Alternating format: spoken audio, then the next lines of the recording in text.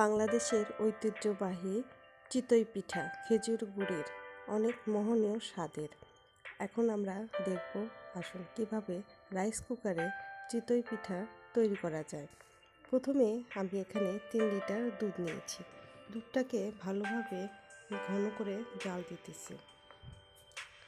দুধটা যত ভালো জাল দেবেন পিঠাটা তত মোহনীয় স্বাদের হবে। দুধটা ভালো করে জাল দেওয়া হয়ে গেলে এটাকে আমি ঠান্ডা করার জন্য রেখে দেব। তারপর আরেকটি পাত্রে গুড় নিয়েছি। এখানে আমি 1 লিটার খেজুরের খাঁটি গুড় নিয়েছি। সেই গুড়ে ভালো করে একটু সামান্য পানি মিক্সার করে ঘন করে জাল দিয়ে নিতেছি।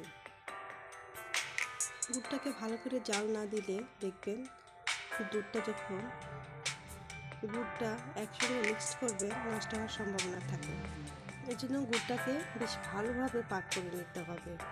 এরপর এখানে আমি সামান্য মশলা ব্যবহার করব। বেশি মশলা ব্যবহার করলে কিন্তু গুড়ের যে মিষ্টি স্বাদ গন্ধ এটা বোঝা যায় না। দেখেন আমি সামান্য 4টা এলাচ ফল এখানে দিলাম, 2 পিস সামান্য দারুচিনি দিলাম, 2টা সামান্য তেজপাতা দিলাম। তারপর ভালোভাবে ফুটে নিলাম, একটু নাড়াচাড়া করে দিলাম যাতে মিক্সারটা সুন্দর হয়। আর একটু পরপর নাড়া দিতে হবে যাতে গুড়টা নিচে পাতিলের সঙ্গে না লেগে যায়।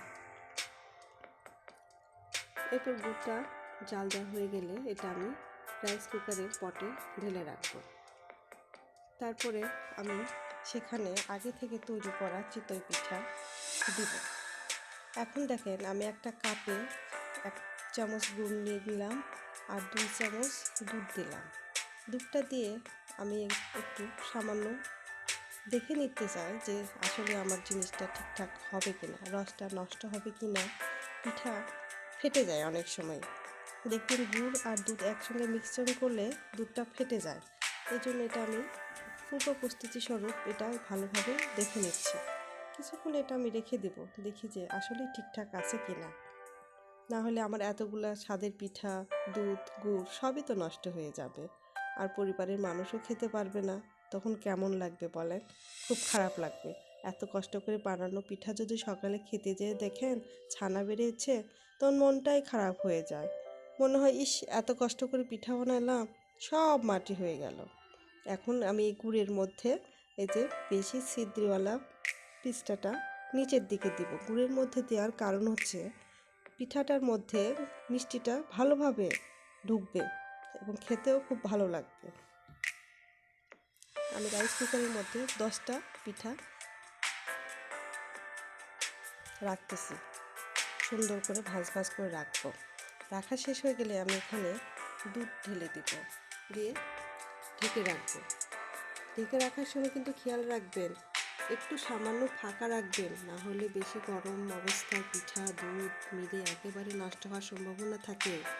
আপনারা পারলে হালকা একটু ঝাপনা দিয়েও ঢেকে রাখতে পারেন যাতে ভিতরের গরম ভাবটা বের হয়ে যায় আর আস্তে আস্তে পিঠাটা সুন্দর হয়ে যায়। তারপর দেখেন সকালে উঠে কত সুন্দর পিঠা তৈরি হয়ে গেল আমাদের।